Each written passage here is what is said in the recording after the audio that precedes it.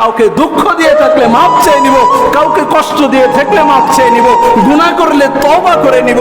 আল্লাহ গুনাহ করেছি মাফ করে দাও। ভাইকে বলবো ভাই তোমাকে কষ্ট দিয়েছি মাফ করে দাও। বাবাকে বলবো বাবা তোমার কথা শুনি নাই মাফ করে দাও। মাকে বলবো মা কষ্ট দিয়েছি মাফ করে দাও। আল্লাহ বলে সবার কাছ থেকে মাপ নিয়ে থাকো, আমার কাছ থেকে তওবা করে নিয়ে নাও, কারণ তুমি তো কখন চলে যাবে তুমি তো নিজেই জানো না। কথা বলেন ঠিক কিনা?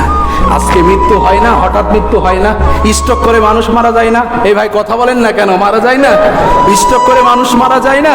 রাতের বেলা বউকে বলেছে আমার না বুকের ভিতরে ব্যথা করছে, এক গ্লাস পানি দাও। স্ত্রী পানি আনার জন্য গিয়েছে, পানি আনতে গিয়ে একটু দেরি হয়েছে, আসার পরে দেখে স্বামী আর নড়ে না। স্ত্রী হাত ধরে, স্ত্রী নিঃশ্বাসের জায়গাতে ধরে, কোনো নিঃশ্বাস নেওয়ার শক্তি নাই। ঘর থেকে কান্নার আওয়াজ, পাশের রুম থেকে সন্তানেরা বলে মা কি হয়েছে, গভীর রাত্রে কান্না করো কেন? মা ডাক দিয়ে বলে সন্তান